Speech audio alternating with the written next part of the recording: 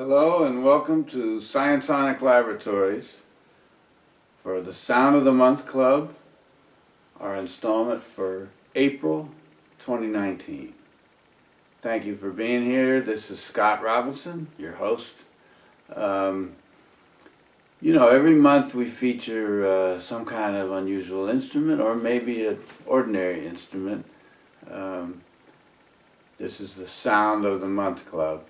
But this month I'm going to deviate a little bit this time and feature something that doesn't really make a sound, but it has many, many sounds contained within it. And I'm speaking of this hat, which is made entirely of reeds. This is something that I've wanted to do for many years. I finally did it. I've saved just about every reed I've ever played on, nearly, since I was a kid. I've got boxes and bags of them down in the basement. In more recent years I've been putting them in a great big glass bottle. Whenever they're spent, I just drop them in there. But I don't waste reeds. Reeds, by the way, for any non-musicians out there, are these little slivers of wood.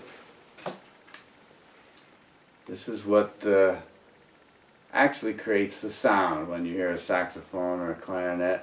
It's not the tube, it's this little tiny piece of reed. I don't know, I'm a little bit reverential about them for some reason because they have actually created all the sounds that I've made on these instruments over many, many years. So I've been saving the reeds and dreaming of making a hat. I took a stab at it back in my college years in Boston, and I got a little ways into it, and it's tricky. But this time I decided to see it through, and I spent about 2 solid weeks on it. And the hat is constructed entirely out of Van Doren reeds, which that's the French maker of reeds, using the very nice French cane that grows there in the south of France. I've played their reeds pretty much exclusively since about 1986. So I have a lot of old Van Doren reeds lying around. Anyway, I finally sat down to make this hat, and it was quite an engineering triumph. I don't mind saying it. I can talk you through it a little bit. I started with the crown, and I made a kind of a form out of cardboard with a piece of wire inside. And then I put fabric around that I glued the reeds onto. The form was removed afterwards. And once I got the reeds glued all the way around, these are all tenor reeds in the crown. I made a fabric, kind of an insert that would splay out from the crown, and I started to lay the reeds around using smaller ones, soprano reeds, for the brim, because I didn't want it to be too big. And so I got a layer of those going around face up. Then I turned the whole thing over and I glued another layer face down with the tips pointed the opposite way, so that it was always alternating tip and shank all the way around to give it a little extra strength. The tough part was getting the shape. You can see the brim comes down in the front and up a little bit in the back. That was really tough because the back of the reeds are all flat, so once you glue them together, they don't want to make a curve like that. I had to really kind of force that, and it was a challenge, but somehow I managed.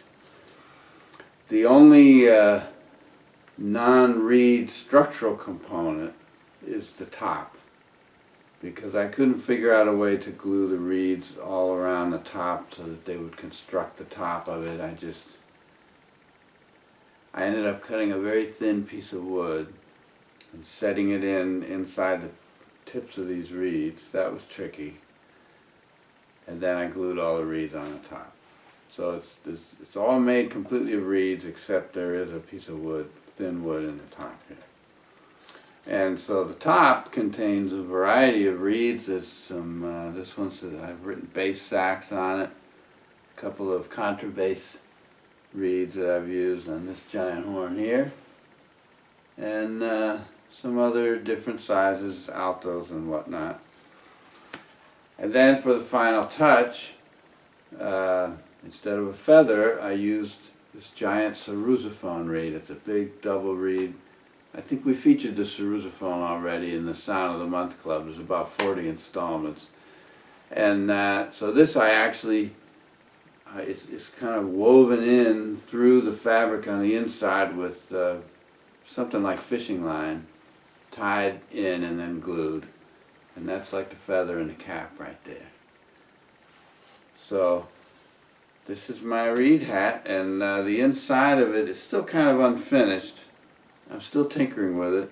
I glued this leather around the seam here to strengthen the brim.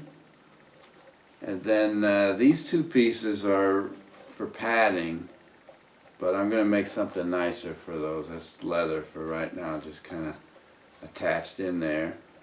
I did it fore and aft, so there's a little space on the side so my hair can hang down and doesn't get bent like this. And it fits me pretty well.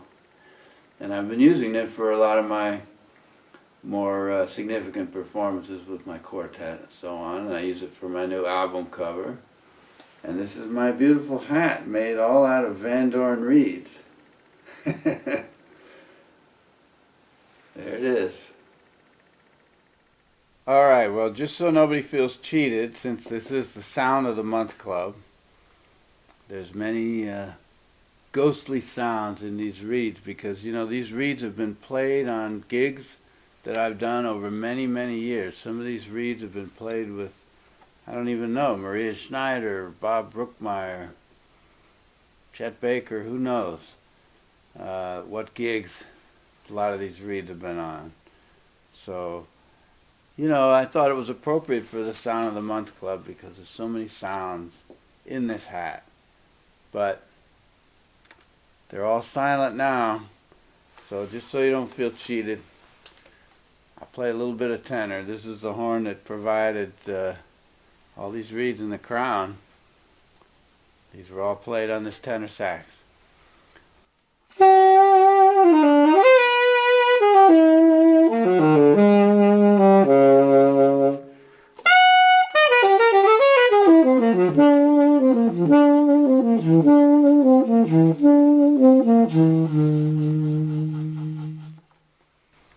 And you can hear that the hat actually affects the sound.